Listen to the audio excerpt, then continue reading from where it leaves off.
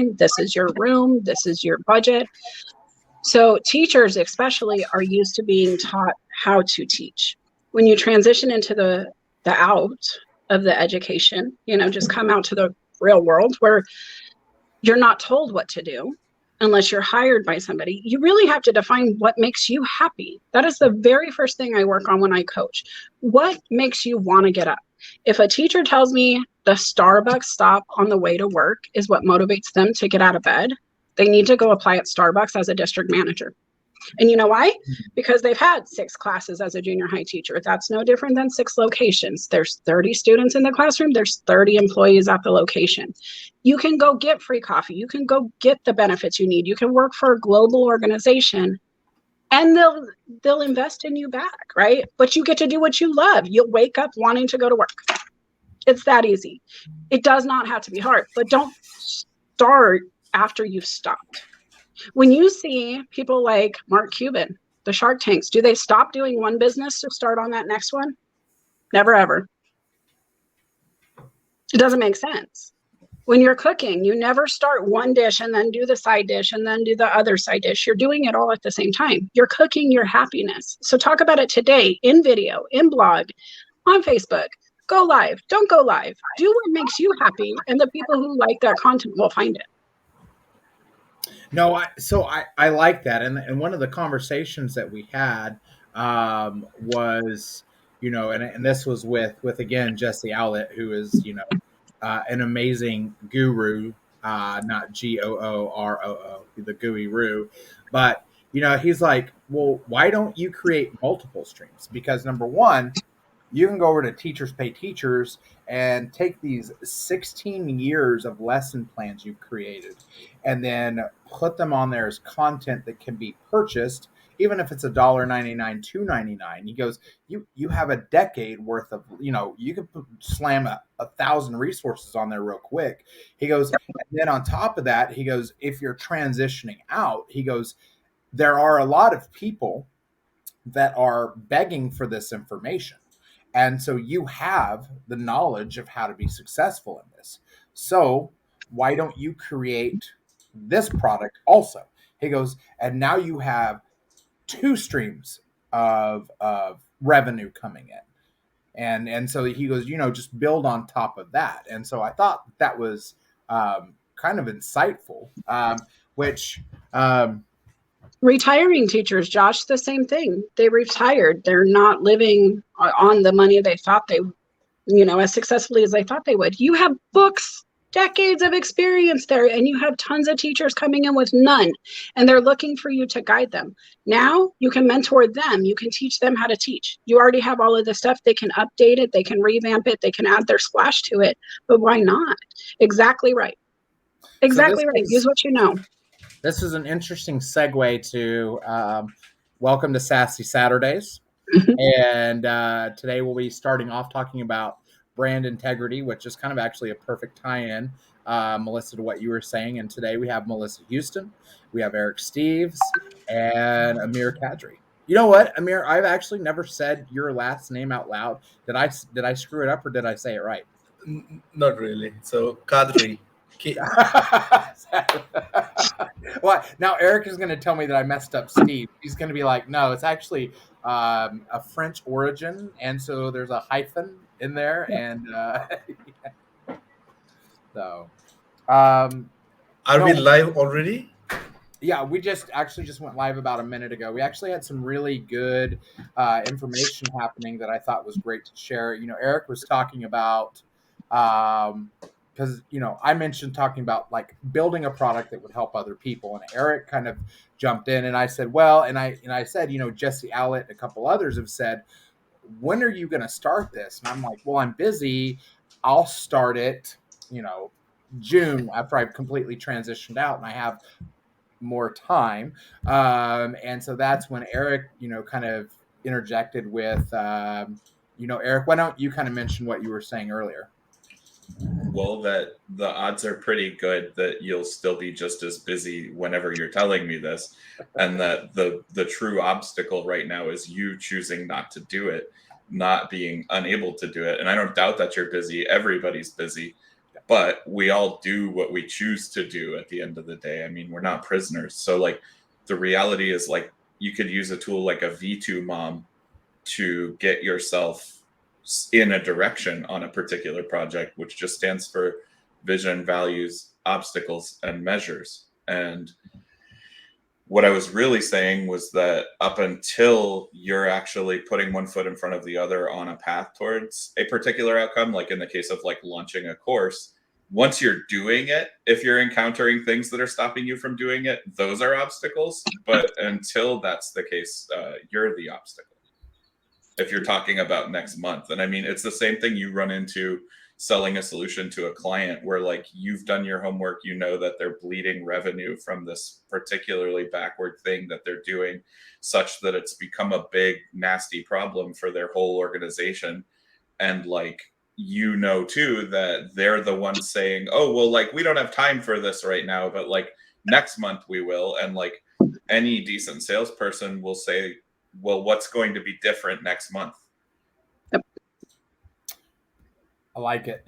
Well, and that's what, you know, because tying it in with the whole like integrity is, you know, the fact that if you're going to create that product and stand behind that product, are you the person have experience in that and can actually be authentic in the solution that you're providing?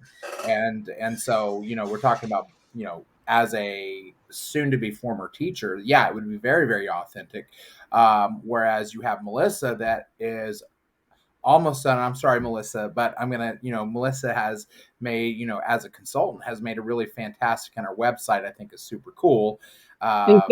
Yeah, very Betty White, 1950s meets kind of like modern times, which I thought was like super awesome. But you know, she is able, from her experience of transitioning into different things and helping others, is, you know, having this authenticity to help others move into a new direction.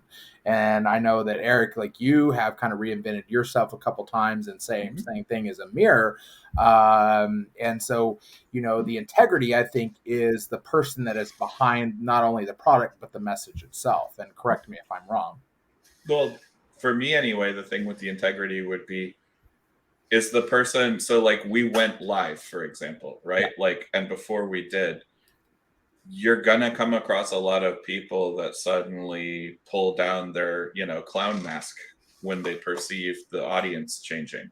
And I'm not saying that you don't have to tailor a message to an audience or read the room, and especially at a brand level. But what I am saying is, in my opinion, at least, a brand that I trust, whether it's a personal one or a company, is, are they going to be the same everywhere they show up? And like, I'm not super wealthy. I'm not super successful in the sense of like I have thousands of people under my belt that I've helped, but I've helped as many people as I can.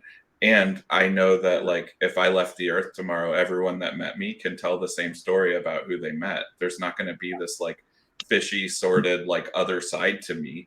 Like it's just I'm me all the time. And like I've definitely lost plenty of things to establish that too, you know?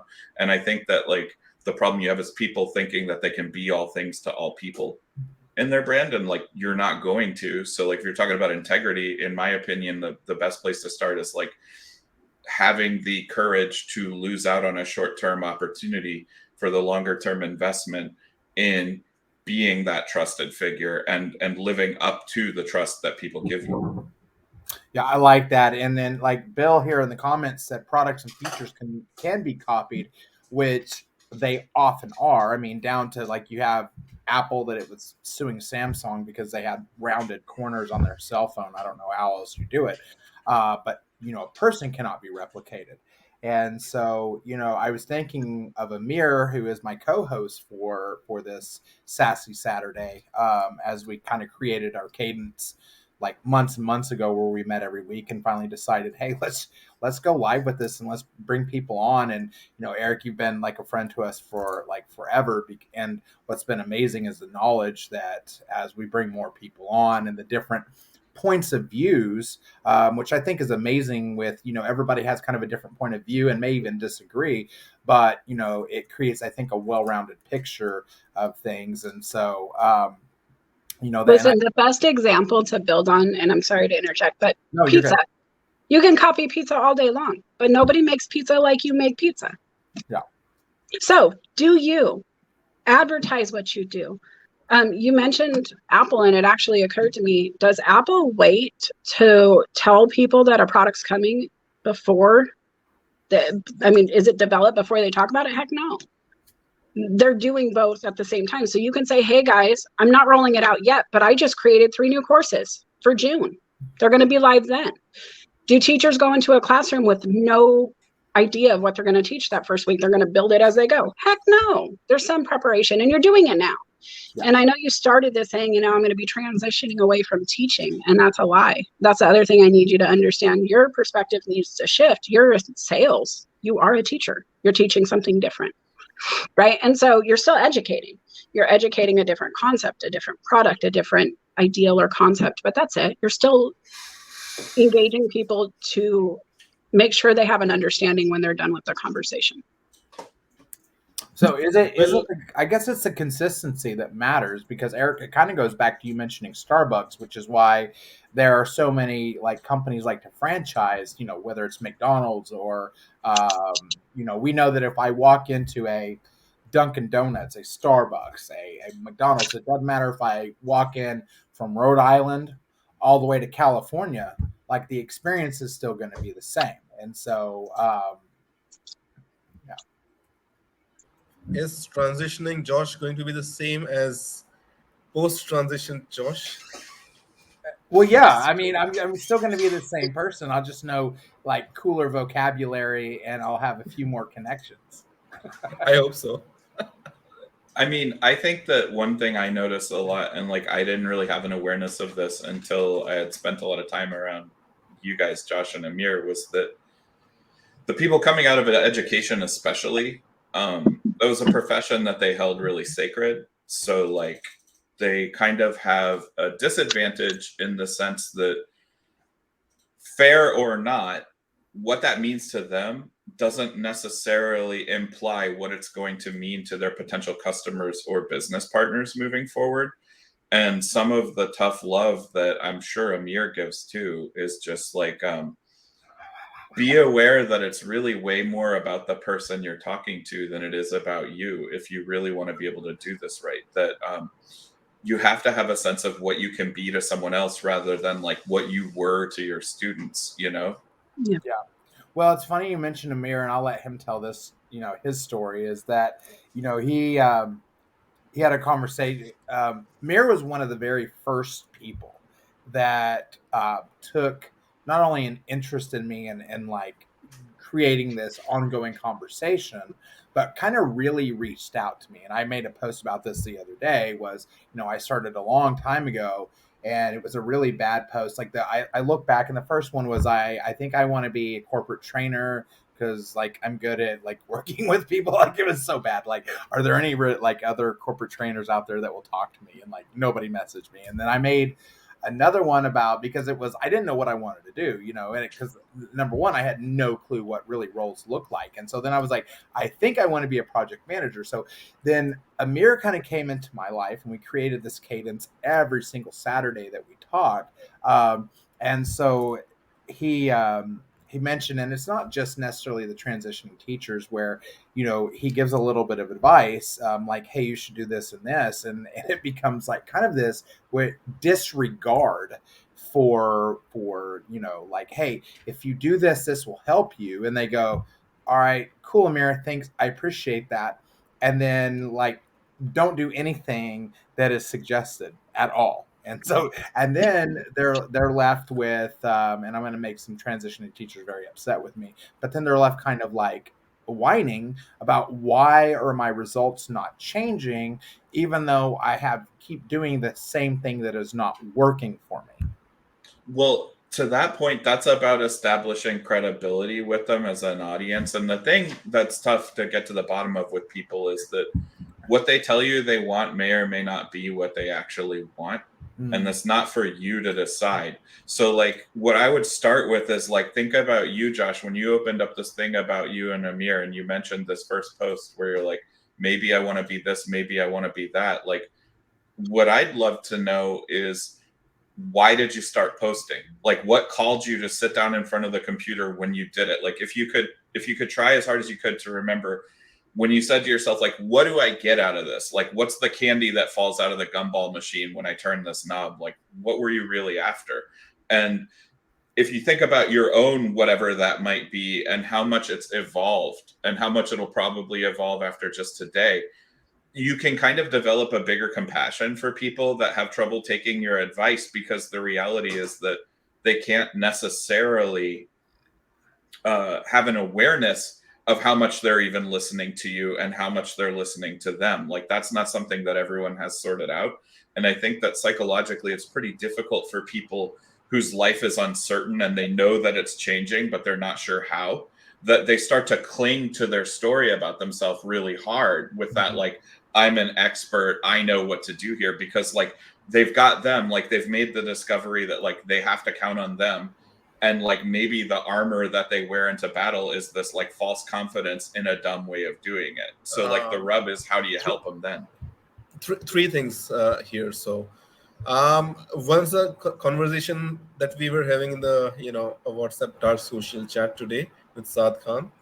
The first is, there are people. So I see two types of people. I mean, it's not absolutes, obviously, but ones like Josh or Sarah or Elena or others who listen and want to do the right thing for their career and for them to transition.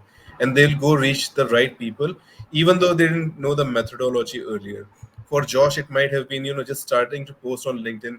And then Josh, started connecting to people, right? Hey, I want to know about your role and what you do. He didn't ask for jobs everywhere. He just asked to meet people, which was the correct approach. It got him a huge ton of connects, and some of those connects became his friends. There's another group that I see who have their own way, and this is backfiring in a way, because it's fluff posting, and which companies and hiring managers are noticing. Ann Lee's posted about this, I noticed this, others notice this as well, and they say, hey, people are noticing us, but they're noticing you negatively, because as Saad put it very nicely, that what you say isn't of any substance. Like, motivation is all cool, but does it help the company? Does it generate revenue for the company? Does it show anything about what you will do in tech, right? Correlation is fine. I mean, you could correlate to yourself as a project manager or whatever it is, instructional designer, but is that going to actually work in your workplace? And that's the main question. So that's a really good point, but I honestly blame LinkedIn far more than I blame the fluff traffickers for it, because like, if I go in and I drop with like, if you were trying to monetize the value of an articulate explanation for why to position yourself with a CRM, this thing, that thing, the other thing, I know 10 or 15 of my CRM nerd friends are going to really get it. And I know they might even act on it. But here's the other thing. If you post an insight that makes the human looking at the screen feel like it's relevant to them emotionally, it comes back to that truth that like LinkedIn is a social platform and a dopamine casino. And we're being gamed by it. And this platform, I hesitate to use the word the algorithm.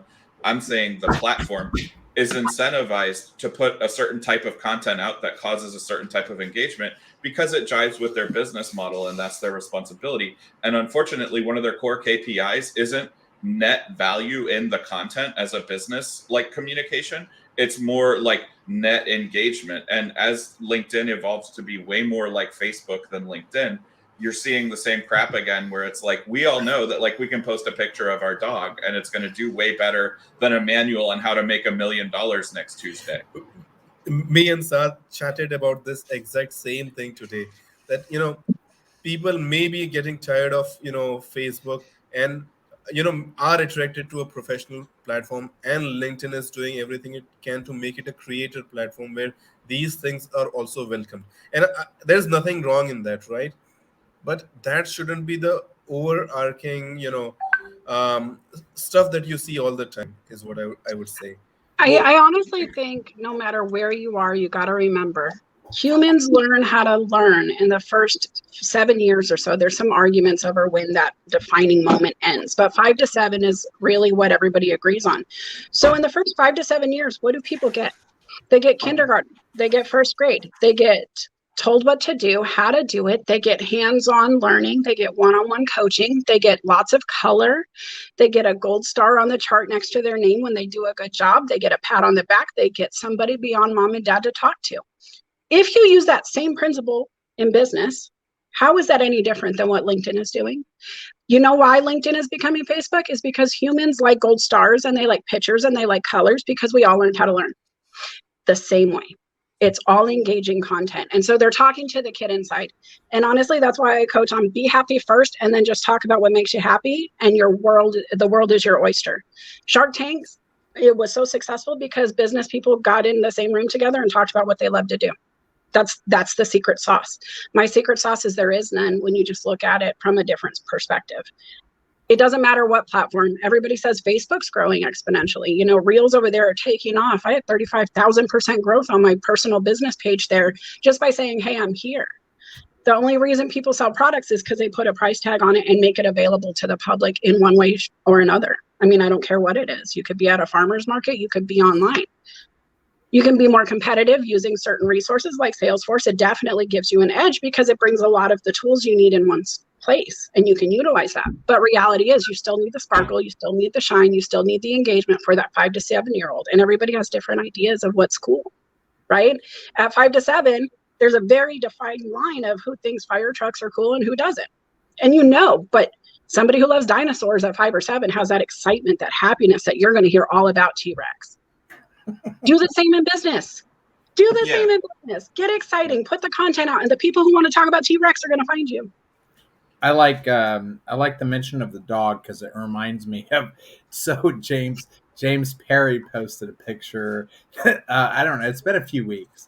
You know, as I get older, like time just goes faster. So I'll say it was the other day when it could have been 2 years ago, but I don't know. I'm old at this point. So, you know, and so he posted a picture of him on his boat with his dog, and they said, he said, you know, somebody said that posting pictures of pets is unprofessional. Well, here's a picture of my dog, kind of as a middle finger fu to like whoever said that. And that post got thousands of comments. It went viral. Which was kind of interesting because I've seen some other posts that are just like this, like thunder of knowledge, oh my God, this is like brain breaking, eye opening information. And like you get 2 people to comment on it, but then, you know, and this is, of course, James also has a very, very large following and a large engagement. So that, you know, speaks to that part of it. But, you know, here he is, he posts a picture of his dog and it goes like viral. And so I thought it was, you know, very, very interesting kind of how LinkedIn is just different at times. But honestly, isn't that the playground mentality the same way, just to build on it? When there's a fight on the playground, the whole school's out there. But you really have to have a teacher engage you to come to the textbook that has all of the information you really need. And so it's the same concept. Now, using that, great, there's reach. Is it the reach you wanted? Did you disengage on clients who are like, I really don't like the FU approach to it? You know, even if that is your content, just post it, but don't come out with that attitude because I don't like people who do business that way. I'm not saying it's wrong. You're getting your market. Joe Rogan's fantastic on his podcast for the people who like that kind of personality. For others, he's not. And so everybody has a niche. Go be you. You can be successful in any flavor you choose. Baskin Robbins has 31s and people will come in and still get 2 different flavors to mix. But just pick your brand and then stick with it. Consistency is not having to fake something that you think you're supposed to be. Just be you, and the other people like you will find you. Well, the thing that I felt with what Amir was saying about this thing that like Saad's noticing and other people are noticing is that if you're an employer and you need to source talent, and we establish as our hypothesis that like personal brand indicates potential viability to do business with, which I'm not saying you can assume that, especially about a lot of people's brands. What's being described is that there will be a reckoning, and I think it's not unlike the reckoning that will happen in SaaS in general as the market for capital tightens, where suddenly people say, no, I don't just want to actually have my $20 million burnt on a big pyre as an offering to how exciting your product might be one day. I want you to actually make some money from customers and give me my money back too. Yeah. And there's some of that same thinking that's coming to this brand casino thing that's going on, which is that people are falling for a really bad trap. And what it is that you should be talking to your customers on LinkedIn if you want to make money. Now, it could be that you're somebody who already has their monetary situation sorted out and LinkedIn is just a fun goof. And what I'm going to say to that person is, I have nothing bad to say to you about what you're choosing to do here. You're having fun. It's just like a person having fun. But realistically, there are other people that are not doing it for fun, but they're doing it like they're doing it for fun. And they're missing a really important point, which is that like there are people out there doing what you do, making thousands of times as much money as you with less effort. And they're shutting the hell up about it on social media because they're just busy making money and living their life. And there are also people on the platform very noisily. I mean, like, I know people like him, but I kind of can't stand Gary Vaynerchuk. And I think that like he causes a lot of this like echo chambery fluff nonsense at the end of the day. And that people don't understand that like you're trying to get a job as a sales rep, like banging out calls all day. Well, then probably you don't need to be Gary Vaynerchuk or try to be Gary Vaynerchuk. Like you need to be someone that the people you're going to be calling want to hear from. And you need to show up like a person that they're not going to be like miserable that you happen to be the person calling them. And like I see so many people on LinkedIn that are like, I have 5,000 followers now, that like what they don't understand is they've put themselves in a position that the people who know can see their phone ringing, like these business decision makers, and look at your LinkedIn and be like, oh God, I don't want to talk to them. And like, so like the best outcome for that person is by accident, a person happens to answer the phone. And like, even then it's just going to be a shit show for lack of a more professional term, you know? But you definitely can't advertise it unless you can execute on it too. Can we just talk about that for 1 second? Please don't go out on LinkedIn and advertise you're doing something unless you can actually provide it. Don't say you sell water if there's a bottle of water behind you. Most of them are, so this influ bullshit that goes on and on, like the 3-liners or 2-liners, is much of it is fluff, and it's cool. But the influencers have already gone there, done their money part, and they're just throwing in the bits. Not everyone's going to make 1 million of your course is what's happening, and that's the sad part, right? So many people think that having 1,000, 5,000, 10,000 followers is going to get them somewhere. It's just gotten them a small community, but to where they want to reach, where they're aiming for, they need to target the right market or the right ICPs and go from there. It would be the idea. And it's funny you mentioned that, Eric, because there's the same thing me and Saad talked about today again. I mean, we keep circling around the same areas that they're not going to consider what you're posting, but whether you can do something for them. If you're selling a product, does that product matter to them? And if they go to your profile and see, I don't know, something that they don't like, it's just not going to sell. Okay, but here's another way of looking at it, right? So like each individual post that you make, like I'm an outbound person, like that's where I came from. So my brain goes to like, think of it as like a cold call, right? Like just for the sake of this conversation, think of it as a cold call. You know what will really piss you off quickly is if you answer a cold call and out of human kindness, you try to engage with that person and it becomes clear that they don't know what the hell they're talking about to you on the call, which is something like with this wave of bad outreach that happens. Like people call and then they like freeze when you actually talk to them. And you're like, so what's going on here even? And it's like fumbling.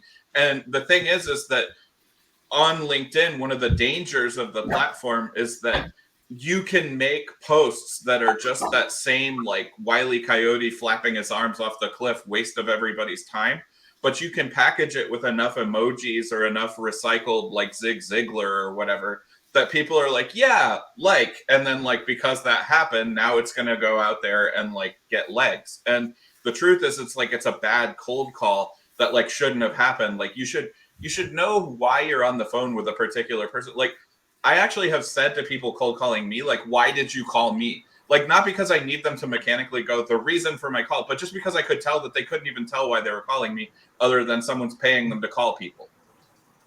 Thanks, Bill, for listening in and for your comments. Appreciate that. And again, a couple of Saturdays ago, we discussed this thing, where how do you post was the question.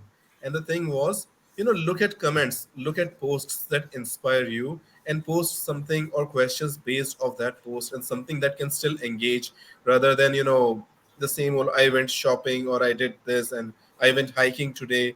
And which is cool, it doesn't matter. But I have a great so, Good morning to everybody that put their pants on one leg.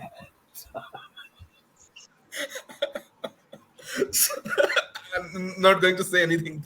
Okay. All right. Well, I'll be professional. Okay, but before you go further, remember there are people we love and respect, like that we'll be talking to within the next 24 hours, who I can remember them posting that goddamn "do you want coffee or tea in the morning" poll and stuff like that. And like, I was on the verge of contacting them and be like, "How dare you?" Except that I was busy, so I didn't care enough to. But like, and I'll be honest, guys, I still use it. And you know why I use it? I asked, do you want pizza, tacos, burgers, or something for lunch? And you know why I did it? Is because the people who are engaging will start following me because they're used to that crud content. I'm talking to the 5 to 7 year old. All right, I have the stuff you need. Now let's also inject other things. Yes, I hike. So if you hike, you're going to follow me because you want to see the pics while you're sitting at your desk. But now what? What's the next step? Because you can bring them in, but like I tell clients all the time, if you build a business before Amazon allowed you to walk out and just be charged with your phone, okay? But if you build a business, put a bunch of stuff on the walls and tell people to come in to shop, but never give them an opportunity to check out, never tell them what each item cost, they can't execute on it. If they come and they walk into your building, your profile, your feed, and they're listening, but you never tell them what you do or what they can take away from it, they're not going to stay. They're going to eventually disconnect because there's no value there. Everybody's offering this, but they're also injecting other things. So it all builds. I think it comes down to finding your purpose. The same way that when Josh started posting, he wasn't sure where he wanted to go, right? He didn't know what he wanted to do. But you don't know what you're selling. You don't know what you're passionate about. You're not sure what you're happy about. Find your why, find your purpose, find the understanding of everything you're living and breathing, and then talk about it effectively. You just nailed why Josh is successful and why we're talking to him right now, though, is because what Josh did that was unique. It's not that Josh is the coolest, smartest guy in history or whatever. I mean, he's pretty cool. But like what he did was he went on there and honestly said, I don't know what I'm doing, but I would like to make some friends, get their help, and I'm going to help whoever the hell I can on the way. And like, that's what I would love to see replacing the fluff and just eating the fluff is that type of activity. Eric, it's because when I was a kid, I had really bad acne and I had one eye that was smaller than the other. And my dad wouldn't buy new clothes for me. So I went to like the discount thrift store, not even the thrift store, the discount thrift store. And so I had really bad clothes. And so I was made fun of a lot as a kid. And so I just wanted to finally make some friends. Oh, I don't ever know if you're telling the truth or not. I'm like, I want to sympathize with this guy. Sit down. No, so I tell this story. So I, years and years as, a decade and a half of being a teacher. And I used to tell this story all the time to my students when it would get close to Christmas time, and they'd say either Coach or Mr. Coach Morgan, man, are you glad that it's going to be like Christmas break? And I'd be like, well, actually, no, I'm not, because it was about this time when I was 3 when my dad went to the store and he said he'd be right back, and he never came back, and so Christmas time is really sad for me because my father left, and so fine, and I had a student one time that came up to me afterwards and was like, Mr. Morgan, that same thing happened to me. And oh my God. So, yeah. He goes, I'm so glad that like you understand how so I had to carry on this lie for the entire rest of the year, which is really horrible. And that's how you don't build a brand, guys. That's it. That's how you do the opposite of what we're trying to tell you. So this, and I really thought I was just like, I thought, well, like they're gonna totally understand that I'm being sarcastic. I'm playing on the whole my dad went to the store to buy milk and then never came home kind of story. Which honestly, my real father was in prison the entire time until I was a little bit older, and then I had a wonderful stepfather that raised me, and so like very very thankful for that. But they, is that real? The kids. Amir has been around long enough to be like, I insist on being told if this is actual bullshit too. So like my like biological father was in prison until I don't know. I didn't meet him until I was about 17, right? But I was raised by a wonderful stepfather, like he married my mother when I was 9 is when they got married. And but so like I'm just very sarcastic in my nature when I am like dealing with my students. But I was at a gifted and talented school at this time where I had basically the same students, and I coached also from 6th grade, and they'd stay with me basically till 12th grade when they graduated, which made kind of a tear-jerking experience when I graduated, because here was a kid that I had spent the last 7 years with and built a really strong bond with. But yeah, so I had these brand new 6th graders came in, and then I was like, yeah, and then the one that he finally like came in, he was like, Mr. Morgan, I'm so glad you told that story, because that's what happened to me and my mom. And so then I had to so I had to spend the rest of the year carrying. When will you learn? Yeah, I know, right? It's the first sale. Yeah. Don't let it be your first sale. Learn before June, buddy. Like, this is the time to hang out with all of your sales friends for us to grind you down, because they're gonna know. They're gonna know. That's the big thing, right? Eventually they figure it out. It's a relationship like any other. If you're cheating on your spouse, eventually they find out. If you're cheating on the contract, eventually they find out. If you're giving subpar work, eventually it's going to come to the surface. They know. So just do it well, but do what you love, and you don't even have to worry about it, because you're going to be engaged 100%, ready to execute at 110%. Teachers never do subpar work. Well, Eric. So I had this teacher in middle school, and I went to one of those super high pressure gifted schools, all the richest kids in town, and I was like the token poor kid. And where I really bonded with my one teacher was, he comes into class one day, and this kid in our class was like, did I see you working in the drive-thru at Wendy's? And my teacher's like, yeah, I'm the manager at that Wendy's. And this kid was like, hoo, like snickering. And he actually, like, the way this guy handled it was, he said to our whole class, he goes, I get why you would want to laugh about that.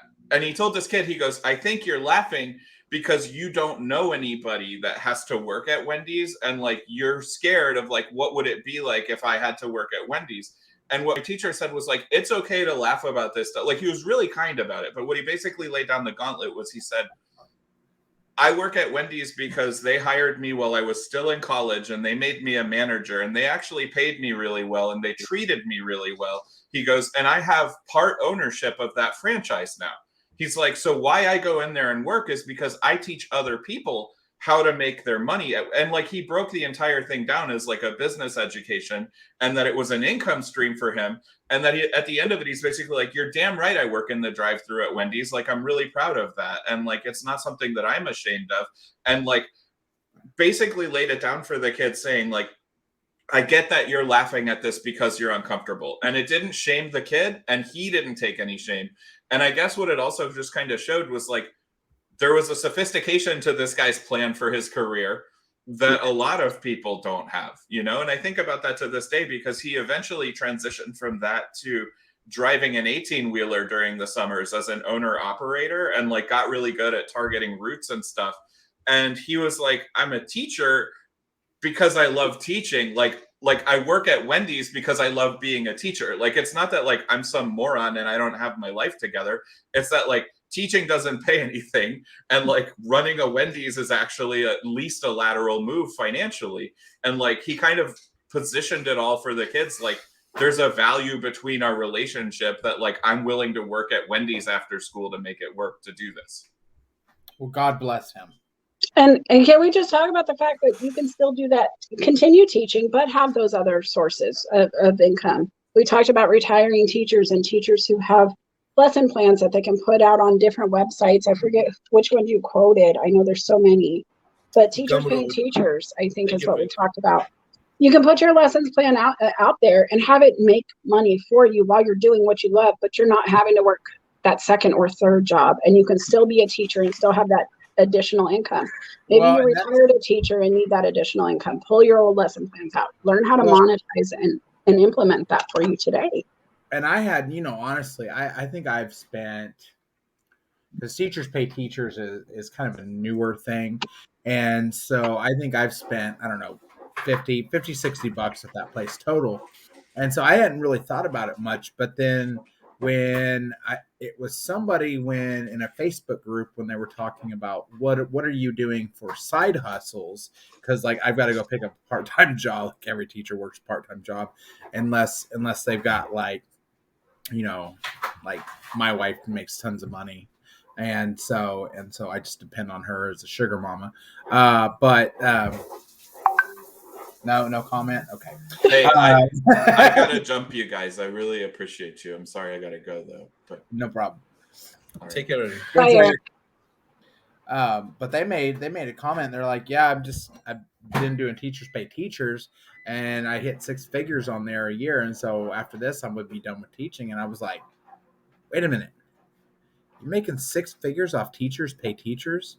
And so I messaged them, and they're like, yeah, I just took all my lesson plans, made them digital, and just uploaded them, and then I got in with a marketing group, and now I pay somebody just to market for me because I'm making so much money off teachers pay teachers. And I was like, and so sometimes it's obvious. It's so simple that honestly, the best consultants and coaches and leaders take something very tough to do, something tough to tackle, and go, here, let me simplify the concept. When somebody said, hey, I've already done the market research to know where to advertise your stuff, I know how to monetize stuff you've already created.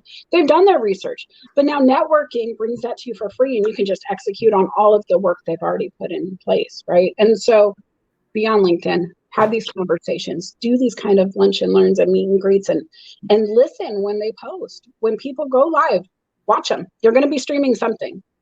Why not stream the one thing that can make it to where you can stream Netflix 5 days a week with your kids instead of being at work? Yeah.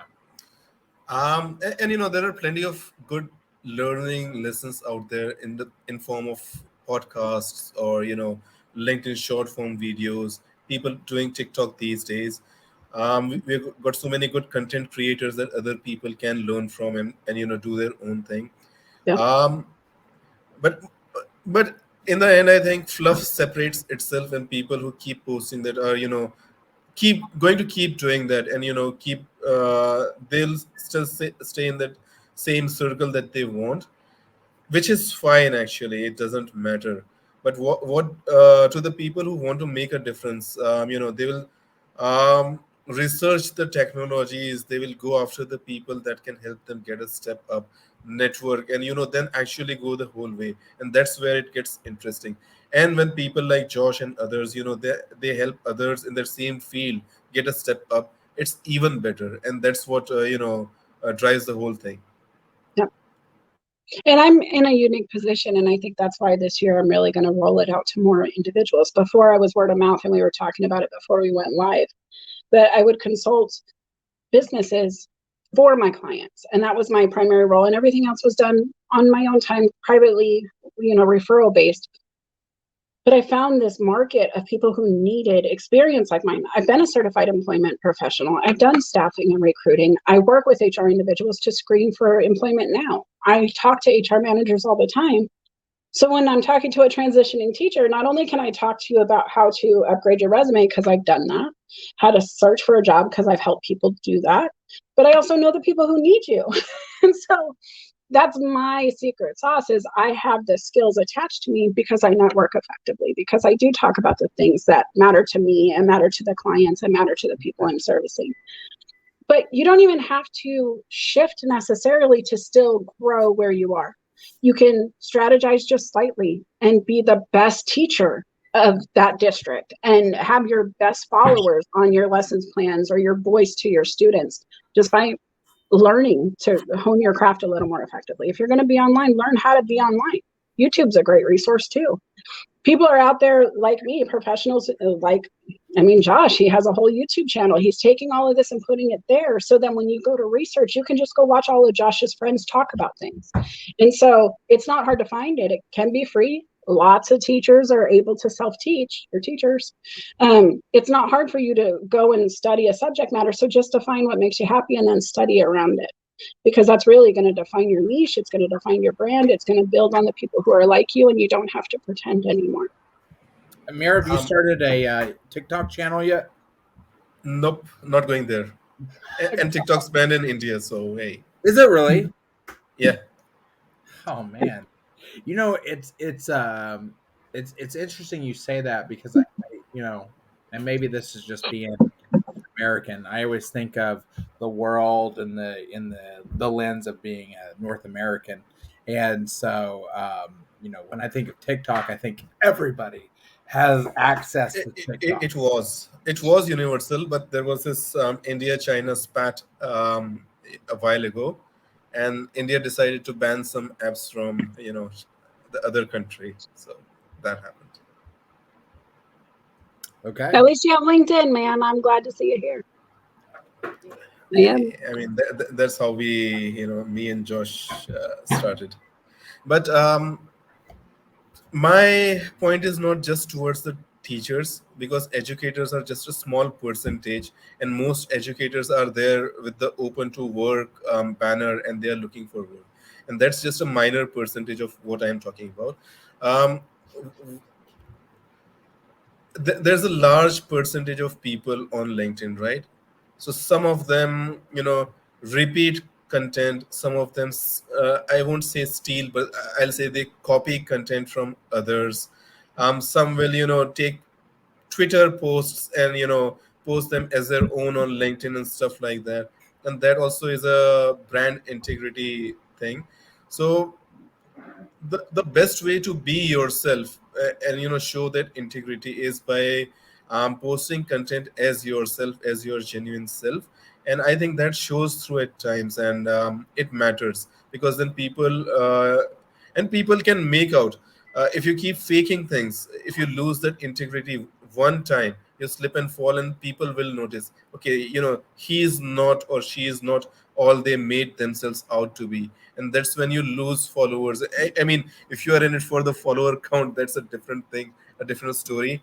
But if you are in it for the integrity thing, which matters in the long run, right? The corporate run or career, or, when you're connecting to CEOs, CROs, VPs, and other people, then your own personal integrity should reflect in whatever brand integrity you're building as well.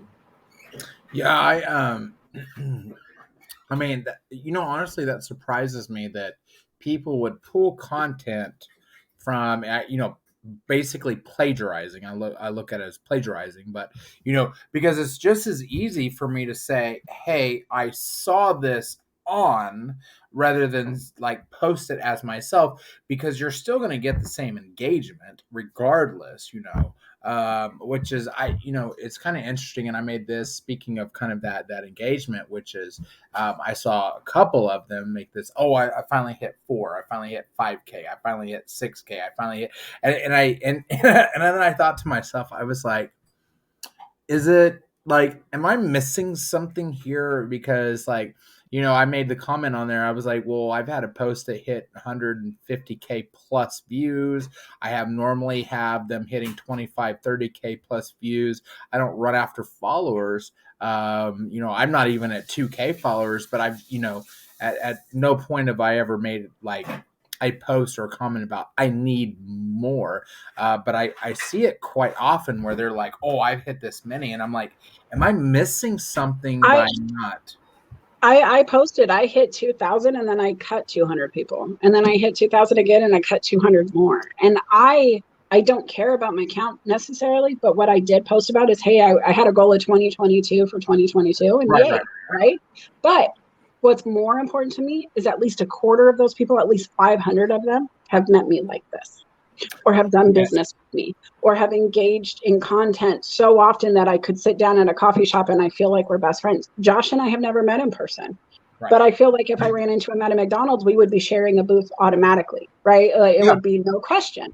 Yeah. And so is the quality of your follower count there? Because people can follow you all day, but that doesn't mean they're going to like your post. It doesn't mean they're going to comment. They're going to take away anything.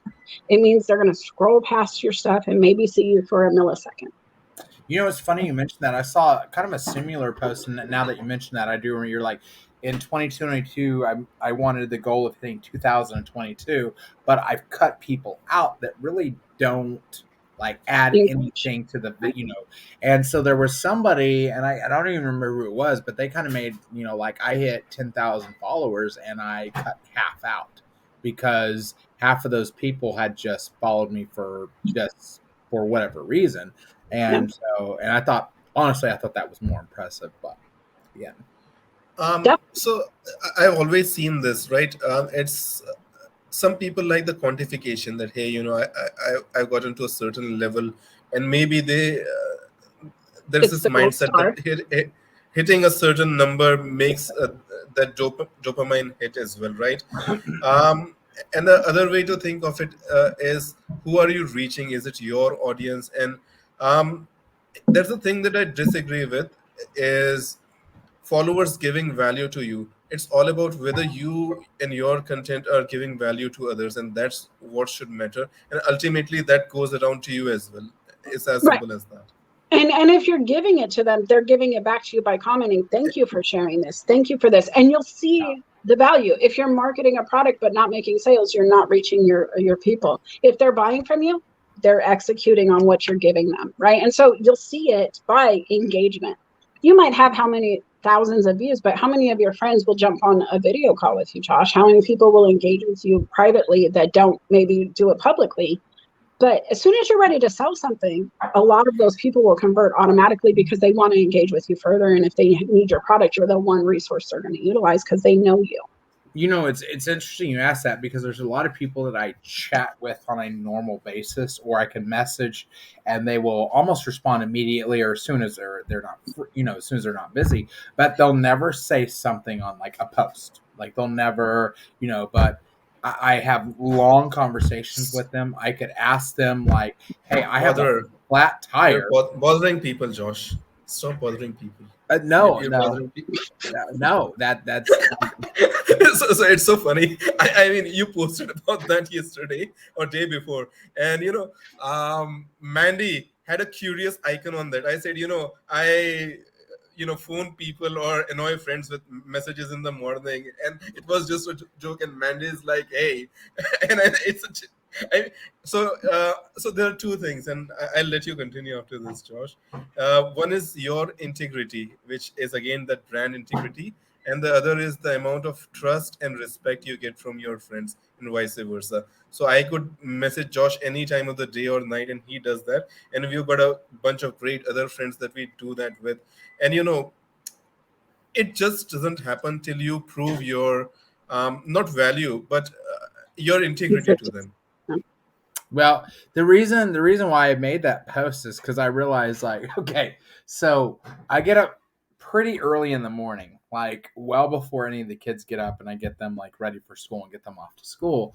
But I was like, I'm really unproductive in the mornings because like I start coffee, I kind of like hem and haw around the house, and then I go and like I get my shower. I'm probably like I just like lay in the shower while I'm drinking coffee for 30 minutes because I'm like, and so I was like, I wonder what other people do in the morning because I feel like I could be a whole lot more productive by actually doing something. But, then I realized like I'm about to go do battle with 171 like 7th and 8th graders. So maybe that's like I need that peace of mind before like that the war begins with having them go, oh my God, Mr. Morgan, do we really have to like it's a lot to pour into students. You are demanded a lot, not just education, but empathy and accountability and behavioral correction. And they talk to you about things long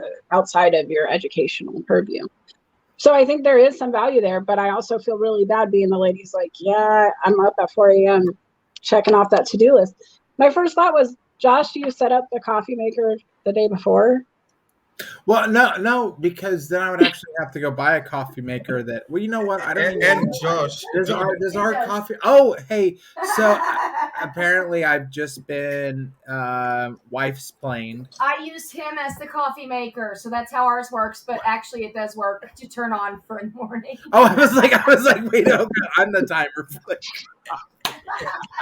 Okay, so your wife has you implemented in a process. Yes, I'm not messing with my wife's wife process. is I'm not. Yeah, she's an implementation expert because she's instituted husband 1.0 to. That should be on her LinkedIn profile. Yeah, well, then I'd have to get her on LinkedIn, and she does not like social media. So, unless Isn't that ironic? Unless it's like some kind of like funny drama, like maybe I could we need to make a post about should you have your address on your resume so we can get the No, don't ever do that. Let me tell you, I do background checks. Do not give out your address on your resume ever. He's joking. Yeah. There was a big. I know, but we don't joke about things because he is self-admitted. People don't pick up his sarcasm. Yeah. No. There was a big war of recruiters a couple of months ago when someone posted, "Should you do your address on resumes?" And there were thousands and thousands of comments on that.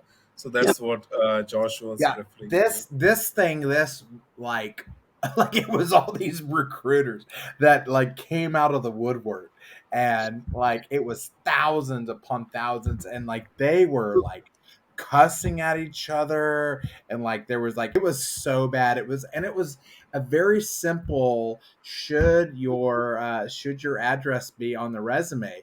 And so you had like recruiters that were like, I won't even talk to somebody. And then you had other people coming in that were like, I was stalked.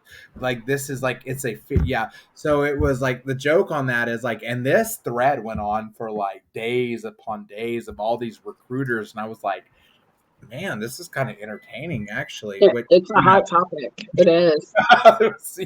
Like, I got there was, and this was on Twitter the other day, where they were talking about red flags, and they were like, I went to my second interview, and I asked about like salary, just the range, and they were so mad about it. And I said, well, honestly, before, like, within that first interview, you should know what the range is.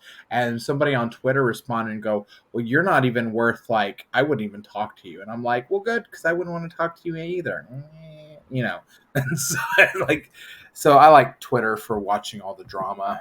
So anyway, but I love my drama on Netflix. I love to stream that kind of stuff. It's usually housewives related, or some kind of, let me record 5 people who aren't supposed to live together. It's usually the good drama. But I'm going to say on social media, as somebody who screens for placement in employment, don't go crazy. Don't be a troll. Don't go be beefy. Be happy.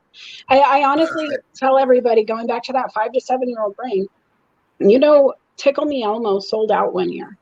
Parents were out there paying hundreds of dollars for this doll, and it's because Elmo was happy and kids wanted to be happy, and parents were happy watching kids be happy, and so they went spend all this money on happy. If you're happy where you work, if you're happy about your content, if you're happy about the quality of what you're talking about and your product, people see it. Bob Ross was good at painting. There's a million artists out there that are good at painting. As soon as Bob Ross was happy about painting, that's what drew me in, right? When he would beat the devil out of his brush, and everybody loved that saying, and he's just happy just smacking that wet brush against the bar. That's what sold me on Bob Ross. And so be happy in what you do, and the rest works itself out. It really does. Josh, you sure that coffee isn't beer or something in the morning? Honestly, if I thought I could get away with actually teaching the students, I would probably drink in the morning. But You still have a couple of months to go, or May before the 26th. May 25th is the last day the students are going to be there. But now let's be fair. That last week, which is Monday, Tuesday, Wednesday, most of the students won't even be there because it'll be the end of the standardized testing. And normally that last week would be sign my yearbook, let's clean out our lockers. And so that's the last week when I'm completely checked out anyway. So but yeah, and then after So that, margaritas after the last day of work at your local Mexican eatery is on deck, huh? It's an all call for LinkedIn to come out to somewhere in Oklahomaville and have some good margaritas. well, yeah, absolutely. And I made this. I told Asia this earlier, and I said, you know what? I can't wait. So here's what I spent my Saturday doing. I had Louis Armstrong playing, and it was a Louis Armstrong playlist. So there's, and like I cleaned most of my the kitchen, did laundry, and the windows are open because it's 76 degrees outside, so this nice breeze. Now, Amir, I know that you're in one of the few countries that uses Celsius, not Fahrenheit. I get Fahrenheit. It's 108 in the day. I don't get It's Celsius. 108. I'm just going to put it out there. I can't do the conversion myself. Just like I know mean, that metric people just hate imperial units. So I know insane. that you're one of the few countries that uses the metric system. All countries do that, dude. Are you triggering me or something? Yeah. Well, the world is America, so No. um, He's fired. Okay, Josh, you're cut off. I'm done. I gotta go. so but All right. Honestly, no, guys, I really do have to head out, but I want to thank you so much for letting me join and having a conversation. It was nice meeting you. We've just been connect an to hour. you too. So, Melissa, I thank you so much for being on here. We do this every Saturday, so we'd love to have you back. Mir and I kind of co-host this Sassy Saturdays, and so we love talking to people. So yeah. Well, I appreciate it. I have friends I need to tell about it. Maybe we can get another chat going soon. A sponsorship, so then we can all just be Mir and I can be professional Sassy Saturday people. Wait, aren't we professional already? I'm always professional. Fun is professional. You just got to make sure that it's presentation ready and it's aligned with your brand, right? Brand integrity. Make sure it aligns with who you are. Thanks, Morgan. Awesome, guys. Thank you so much. Bye. Appreciate it. Bye. So, all right. There's the two of us for the first time in ages. Yeah. All right. Well, I'm going to cut off the live and let's go chat. Let's have a couple more minutes on the live and, let the audience have some fun. So, are you really transitioning out? Yeah. I'm done. Done. Think of the students, man. Oh, I will. Every day that I'm not in the classroom, I'll think that, I hope that they're doing well. I'll think that I'm happy working remote. I'll think that I had a great, I'm already fostered into the retirement system, and I'll think that this is awesome. That's what I'll think about.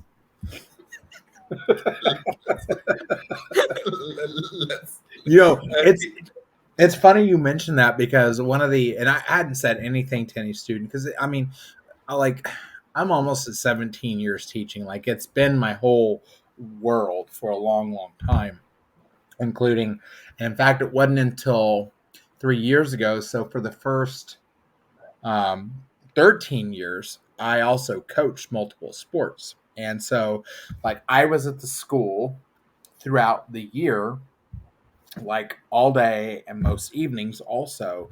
And also, and I had most of these, athletes were also my students. And so I got to know their families. So my whole, including my, my wife was we were teachers, and so we were in that the whole world and stuff. And so it's kind of honestly, it's a big change, but one of my students said to me, who was they're graduating out of middle school to high school, and they said, Mr. Morgan, you should go and teach high school next year so you can like grow with us and you can just like keep moving up until we graduate, and then like when we graduate then you can retire from teaching. And I was like, well, first of all, in the state of Oklahoma, teaching doesn't pay enough to retire. I said, no, I'm not going to high school next year. And they said, oh, are you going to stay in middle school? I said, no, I'm not staying in middle school either. And they go, are you going to teach elementary? And I said, dear God, I would cut off my left leg before I taught elementary ever again. I said, but no, I'm done after next year. And they go, oh, what are you going to do? And I said, well, I'm going to go be a brand ambassador for a data company. And they're like, does it pay well? And I go, double what I make now. And they're like, you should never look back. Never look back. I was like, that is awesome.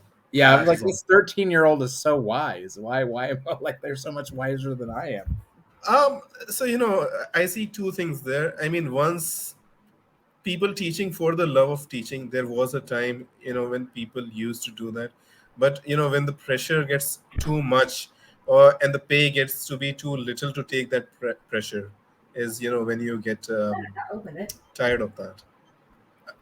Well, and it's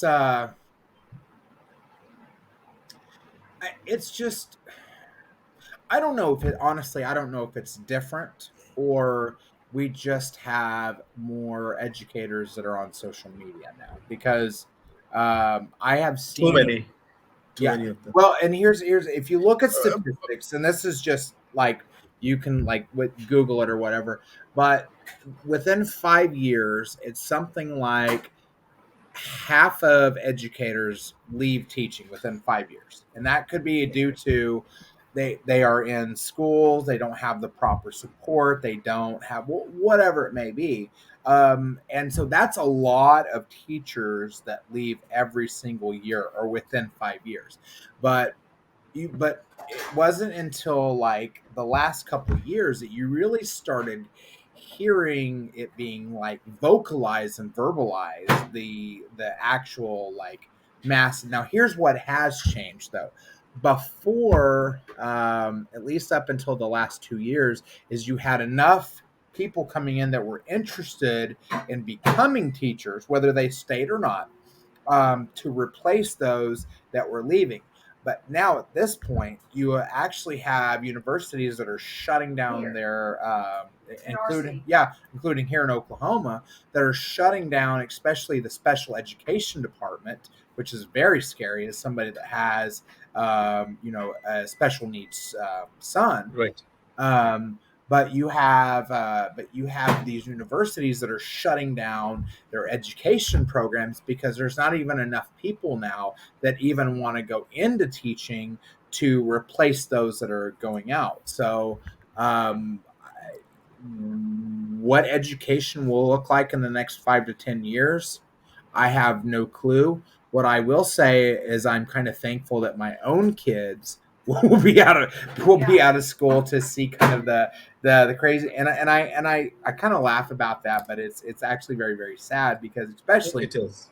Yeah, if you're the type that has a like a special needs child, then what do you do? And it goes back to, and you know what, I'll be the first one to say, and I hate to say this, but because people are like, well, what am I supposed to do for work if my kids don't have a teacher? And I'll say, well, I don't go be a teacher.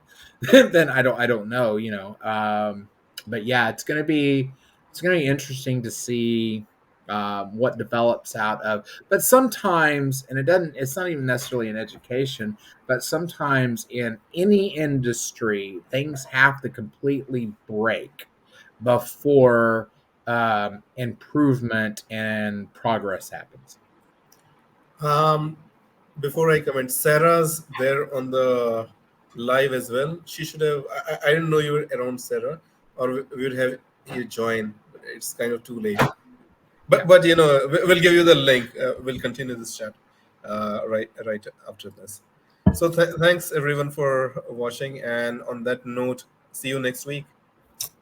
Yes, sir. Next week, as usual, same bat time, same bat channel.